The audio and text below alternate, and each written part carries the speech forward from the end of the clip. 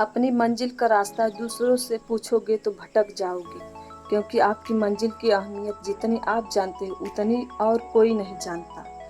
Hello, good morning friends, welcome back my channel Reema aspirant life में। आप सब कैसे हैं? आई होप कि आप सब बहुत अच्छे होंगे, मस्त होंगे, आपकी स्टडी भी अच्छी चल रही होगी। इस टाइम मॉर्निंग के 6 बज रहे हैं। अब मैं जा रही हूँ ब्रश करने। कल का ब्लॉग मैं नहीं डाली थी क्योंकि मैं ब्लॉग बनाई ही नहीं, ना पढ़ी ना ब्लॉग बनाई, क्योंकि बहुत गर्मी लग रही थी। इस टाइम टेम्परेचर 47 डिग्री हो गया है और इतनी गर्मी कभी भी नहीं पड़ी जितनी इस बार पड़ रही है। ऐसे गर्मी में पढ़ाई हो पाएगी? इस वजह से, गर्मी की वजह से हमारी पढ़ाई भी इफेक्ट हो रही है। इसी गर्मी में बहुत सारे लोगों का एग्जाम आ रहा है और ऐसे में पढ़ाई इस गर्मी में कैसे होगी समझ में नहीं आ रहा है। एक दिन का अपनी स्टडी में गैप कर ली, अब नहीं गैप करूंगी। ये तो गर्मी 4-5 महीने ऐसे ही रहेगी, तो इसका मतलब गैप करते जाऊंगी तो जो हैबिट बनी है पढ़ने की वो भी छूट जाएगी। इस गर्मी में पढ़ने का बस यही तरीका है कि जो टाइमिंग मैं 7-8 घंटे देती थी, अब उसकी जगह मैं 4-5 घंटे ही दूंगी, क्योंकि मुझसे नहीं हो पाएगा इतनी गर्मी में पढ़ना। एक मेरे सब्सक्राइबर ने कहा कि मेरा मन तो बहुत करता है पढ़ने को, लेकिन जब पढ़ने जाती तो पढ़ने का मन ही नहीं करता। आखिर कैसे मन लगाएं कि जिससे हम अपनी स्टडी को अच्छे से कर पाएं। सवाल तो बहुत अच्छा। मैं समझती हूँ कि 90% स्टूडेंट की यही समस्या सताती रहती। सही बोली ना मैं? क्या कभी यूट्यूब और गूगल से ये सवाल पूछा कि मेरा मन ऑनलाइन गेम खेलने या मोबाइल चलाने में नहीं लगता, तो कैसे मैं गेम खेलने और मोबाइल चलाने में अपना मन लगाऊं? नहीं पूछा ना, फिर इस सवाल को पूछने की जरूरत क्यों पड़ी? कभी सोचा? अगर सोचते शायद आपको जवाब खुद ही मिल जाता। गेम खेलने में मन क्यों लगता है? क्योंकि जब गेम में एक स्टेज पार कर ले तो दूसरी स्टेज आ जाती है और हमारा गेम और इंटरेस्टिंग बन जाता है और हमें खेलने में मजा आने लगता है और हम रात दिन गेम खेलने में लगे रहते हैं। क्या ऐसा पढ़ाई में नहीं हो सकता? बिल्कुल हो सकता है, लेकिन आपको पढ़ाई को भी इंटरेस्टिंग बनाना होगा। अब वो आप कैसे बना सकते हैं, इस बात पर कुछ बातें करते हैं। जैसे आप गेम में स्टेज पार करते चले जाते हैं और आपका मज़ा दुगना होता चला जाता है, ठीक वैसे ही आपको पढ़ाई में भी स्टेज बनानी होगी। मैं अपने खुद के एक्सपीरियंस से बता रही हूँ कि मुझे टेक्सटाइल पढ़ना एकदम अच्छा नहीं लगता था। जब 2021 वाला एग्ज़ाम दी तो उस टाइम मुझे सबसे ज़्यादा गलती मेरी टेक्सटाइल में ही हुई थी, लेकिन अब मैं टेक्सटाइल पढ़ने में ही मुझे बहुत अच्छा लगता है। देखिए, पढ़ाई हो या व्यापार, कोई भी क्षेत्र, जब तक आपके पास एक सही स्ट्रेटजी नहीं होगी तब तक आपको उस चीज़ को करने में मज़ा नहीं आएगा। सबसे पहले स्ट्रेटजी बनाएं। मुझे कैसे पढ़ना, क्या पढ़ना और कैसे मैं उसको कंप्लीट करूँगी पढ़कर। हेलो फ्रेंड्स, कल का ब्लॉग मैं नहीं डाली क्योंकि मैं कल पढ़ी नहीं, इतनी गर्मी थी, बहुत गर्मी थी, समझ में नहीं आया क्या करें। आज भी तो गर्मी है, लेकिन मैं पढ़ूंगी। ऐसे ही करके नहीं पढ़ूंगी तो मेरा सिलेबस अच्छे से कंप्लीट नहीं होगा और मैं पीछे रह जाऊंगी। ऐसे ही करके पढ़ूंगी तो ऐसे पीछे रह जाऊंगी। अब मेरी टाइमिंग मैं थोड़ा कम करके पढ़ूंगी, कम से कम 4-5 घंटे, इससे ज्यादा मुझसे नहीं हो पाएगा। इतना ही पढ़ूंगी। मैं जा रही हूँ पढ़ने। मैं सुबह के 11 बजे से बैठूंगी, 1 बजे तक पढ़ूंगी। मतलब इस सुबह के टाइम, मतलब कि थोड़ी गर्मी कम रहती है, फिर उसके बाद गर्मी बहुत तेज होने लगती है।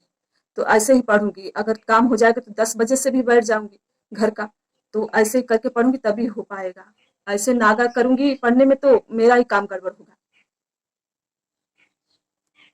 मैं अब जा रही हूँ अपना फर्स्ट स्लॉट स्टार्ट करने। फर्स्ट स्लॉट में मेरा सीडी रहेगा।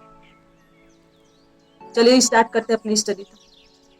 मेरे फर्स्ट स्लॉट में मैं सीडी से नवजात नियोनेट चैप्टर पढ़ रही हूँ। नवजात शब्द ग्रीक शब्द है। नवजात अवस्था जन्म से 2 सप्ताह तक होती है। नवजात 2 शब्दों से बना होता है। नव मतलब नया, जात मतलब जन्म लेने से। जब बच्चा पैदा होता है तो उसका भार 6 से 8 पाउंड होता है और लंबाई 18 से 20 इंच होती है। सिर की तुलना में भुजाएं, धड़ और पैर छोटे होते हैं। आपने कभी देखा है कि बच्चों का सिर जो होता है, जब पैदा होते हैं तो उनका सिर बहुत बड़ा होता है और जो शरीर होता है वो छोटा होता है। मैं अपना सेकंड स्लॉट स्टार्ट कर दूँ। इसमें मेरा सेकंड स्लॉट ह्यूमन फिजियोलॉजी। इसमें मेरा चैप्टर उत्सर्जन तंत्र। उत्सर्जी तंत्रों में मुख्य अंग त्वचा होता है, फेफड़ा, बड़ी आंत, यकृत और विक्र होते हैं। ये जितने भी अंग है वो हमारे शरीर से विषैले पदार्थों को पेशाब के माध्यम से बाहर निकाल देते हैं। हमारे शरीर से यूरिया बाहर निकालते हैं, उसमें जल 95% होता है, यूरिया 2% और इसका pH 4.8 होता है। यह स्वभाव से अम्लीय होता है और पीला जो रंग होता है यूरोक्रोम के कारण होता है। अब मैं बाहर आ चुकी हूँ। बाहर हवा तो चल रही है, लेकिन जो हवा चले लू की तरह लग रही है, गर्म हवा है। जैसे कि टीजीटी पीजीटी मेरा सब्जेक्ट होम साइंस है, तो होम साइंस से रिलेटेड जितने भी जानकारी नॉलेज होगा मुझे होम साइंस से रिलेटेड होंगे, और बुक के बारे में मुझे होम साइंस का ही मालूम है। कुछ लोग कमेंट कर रहे हैं कि मुझे मैथ की बुक के बारे में बता दीजिए, कौन सी बुक अच्छी है, बायोलॉजी की बुक बता दीजिए कौन सी अच्छी है। तो मुझे इस बारे में मुझे नहीं पता कि कौन सी बुक अच्छी है कौन सी खराब है, बस मैं होम साइंस की बुक्स के बारे में जानती हूँ। अगर किसी को भी होम साइंस से रिलेटेड कोई भी क्वेश्चन है, कोई बात हो तो मुझसे पूछ सकता है, वो मैं बता सकती हूँ। मैं न्यूट्रिशन जब खत्म कर लूँगी तो मेरा आरडीए रह जाएगा। आरडीए मैं अभी नहीं पढ़ूंगी, जब कहीं एग्जाम की डेट वोट निकलेगी तब मैं उधर आरडीए पढ़ूंगी। इस टाइम रात के 8 बज रहे हैं और मैं जा रही हूँ अपना 3rd स्लॉट स्टार्ट करने। अभी खाना बना के खाओ के अभी आई हूँ जस्ट। अब अपनी स्टडी स्टार्ट करूँगी। गर्मी तो बहुत लग रही, फिर भी मैं ज़्यादा नहीं पढ़ूँगी, 1 ही घंटे पढ़ूँगी। 1 घंटे 1 स्लॉट, 1 घंटे 1 स्लॉट, समझ लीजिए 2 घंटे पढ़ूँगी। इससे ज़्यादा मुझसे नहीं हो पाएगा। आज बहुत गर्मी है। गर्मी की वजह से मैं कल भी नहीं पढ़ी, इसी वजह से। चलिए स्टार्ट करते हैं। मेरा इस स्लॉट में न्यूट्रिशन साइंस रहेगा। इसमें मेरा चैप्टर गेहूं है।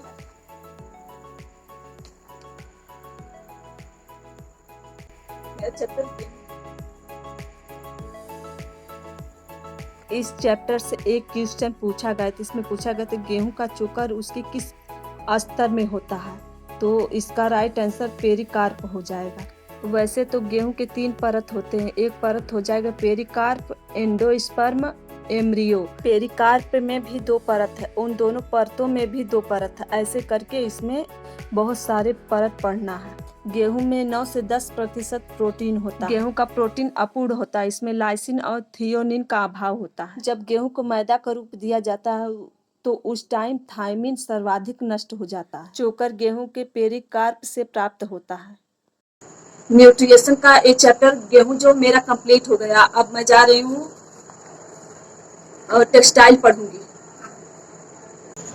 मेरे नेक्स्ट स्लॉट में मैं सिलाई मशीन के बारे में पढ़ रही हूँ। सिलाई मशीन में जितने पार्ट होते हैं उसके बारे में पढ़ रही हूँ। ये चैप्टर आज कंप्लीट नहीं होगा, तो आज कुछ 1 घंटे इसको पढ़ूंगी, फिर उसके बाद कल के लिए मैं छोड़ूंगी इसको। चलिए तब स्टार्ट करते हैं। सिलाई मशीन में जितने भी पार्ट होते हैं उन सब पार्ट का नाम होता है। जिनके घर मशीन होगा तो कुछ पार्टों के नाम तो वो सब जानते होंगे, जिनके घर नहीं होगा वो नहीं जानते होंगे। तो जितने भी पार्ट होते हैं सबका नाम पूछा जाता है और उनसे क्या काम होता है ये सब पूछा जाता है। मशीन का आविष्कार अंग्रेजों द्वारा 1790 ईस्वी में किया गया था। मशीन के पार्टों में जैसे स्पूल पिन, किल्ली, हथपहिया, थ्रेड टेक आप, लीवर, निडिल बार, निडिल क्लैंप, प्रेशर बार, बहुत सारे नाम है, कम से कम 30-32 नाम है। कुल मिला जुला कर मैं 5 घंटे पढ़ी हूँ। अब मेरा स्लॉट कंप्लीट हो गया, मैं जा रही हूँ सोने। अब आप लोगों से मैं अपने नेक्स्ट ब्लॉग में मिलूंगी। Good night, bye bye.